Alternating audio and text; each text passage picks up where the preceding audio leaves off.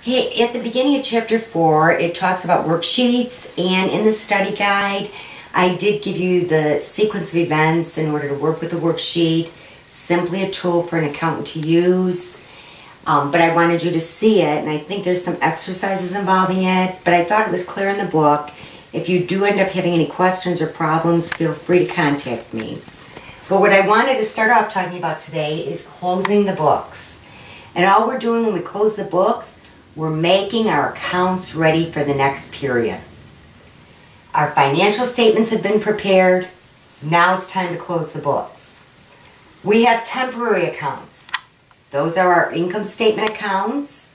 So that's revenues and expenses. And then the other item that's a temporary account is our owner's drawings. So we are going to end up closing those accounts. Our permanent accounts, which are our assets, our liabilities, and our owner's capital, are not closed. So those balances remain and go on into the next accounting period. We perform closing entries to actually close the accounts, and I'm going to do a brief example next just to show you how it's going to work. But basically what we're going to do is we're going to take our net income or net loss, which would be coming from the income statement, so that would be our revenues minus our expenses, and our owner's drawing, and we're going to go ahead and end up incorporating that into our owner's capital. So the journalizing and posting of these closing entries is a required step in our accounting process, so it is required. So let's go do a real quick example, and hopefully that'll make it more clear.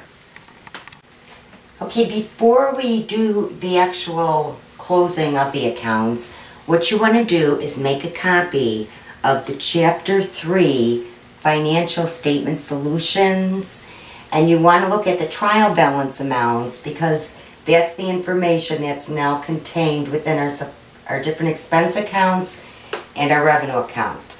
So you want to have that with you so that all of this makes sense.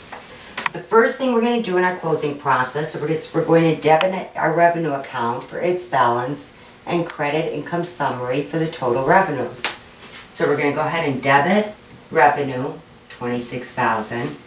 We're going to go ahead and credit income summary, $26,000. Next thing we want to do is debit income summary for our total expenses and credit each expense account for its balance. If you add all of these different expense accounts together, you will get a total of $7,754. So we'll go ahead and debit income summary for $7,754, and then we will credit each expense account for its amount.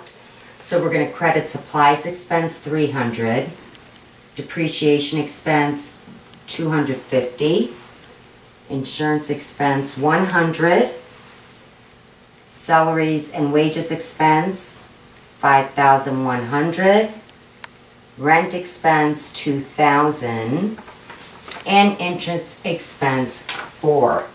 As you'll note, all our expense accounts and our revenue account, they all have zero balances right now. So let me stop here for a moment and then we'll complete it. If you notice, I've changed things a little bit. If you notice, Bob Capital has a balance, a credit balance of $20,000. Again, this was taken from the Chapter 3 Financial Statement Solutions. That's where this number came from. So if you have your Financial Statement Solutions in front of you, you should see that on your statement. But our next step is we're going to debit income summary and credit owner's capital for the amount of net income. If we had no net income and no net loss, if our revenues exactly equaled our expenses, we of course wouldn't have to do that step. Also, step 4, where we're going to close owner's drawings. Again, if we had no owner's drawings, we would not need to do that step. But in our case, we do. So we're going to go ahead and complete both of these steps. So the first thing I'm going to do, I'm going to debit income summary and credit owner's capital for the amount of net income.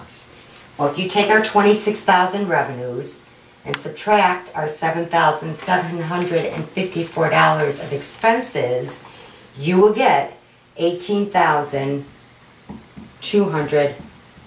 $246. So we're going to go ahead and debit income summary for that amount. We're going to credit Bob Capital for $18,246. So that's where we're taking our income from the income statement and getting it right into our capital account, right? The last thing we have to do is our drawings. And if you look, Bob's drawings, again, if you look at the financial statements in Chapter 3 in the solution, Bob's drawings had a debit balance of $5,000. So what we're going to have to do is we're going to go ahead and have to debit owner's capital for $5,000 and credit our drawings account for $5,000. And that will make our drawings account zero. If you notice, if you remember, our capital accounts increase with credits, decrease with debits. So we're going ahead and we're taking into account the fact that there was a drawing, and that's decreasing our capital. Our net income, of course, increased our capital. So what you can do at this point in time is maybe go over this, see if it all makes sense to you. We are going to have a new capital account total, and I'm going to give you that in one moment.